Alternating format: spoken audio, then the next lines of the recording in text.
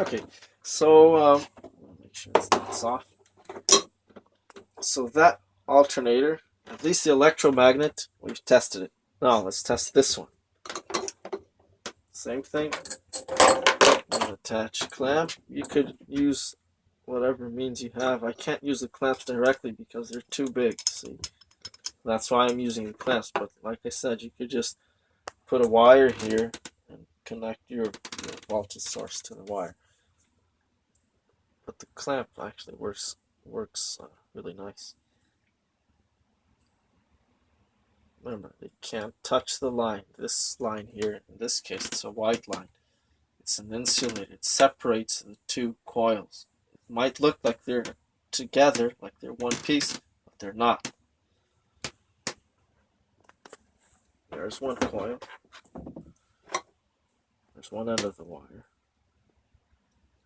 This will make a lot of sense if you know how an electromagnet works. Like I said, it's just a bunch of wire around a conductive material like carbon or almost any sort of metal.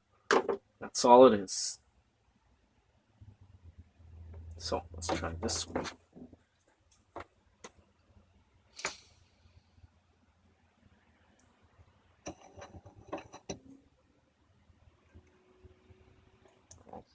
Voltage source on, and it's not attracting anything.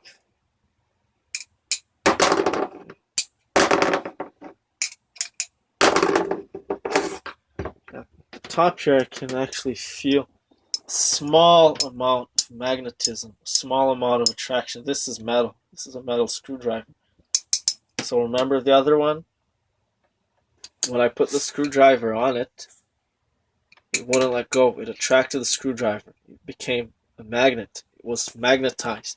This one, when I put anything metal on, it doesn't attract. Not even a tiny screw. It just falls off.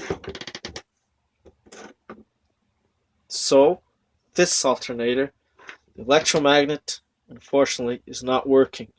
No problem with the voltage regulator, no problem with the diodes. There's a break in the wire here somewhere. For some reason, electricity is not getting through from the positive to the negative. That's what has to happen. Positive electrons have to go from the positive end of the EMF source, voltage source, also called the EMF force. It has to go from the positive, and the current has to flow around the coil and back to the negative. For some reason, that's not happening here. So one option would be just completely replace this part, completely replace the whole alternator, or at least the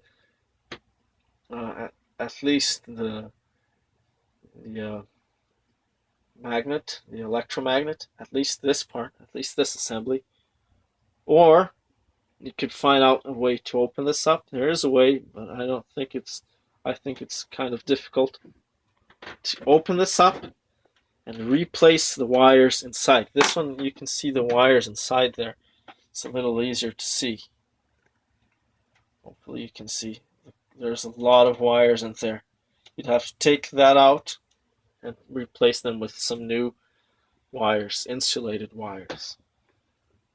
So you could be thinking, well, maybe my connection here is not good. You could test that with a voltmeter. I'm just going to show you how to do that. Turn it on. In this case, I have less than 12 volts, so I'm going to switch it on to 20.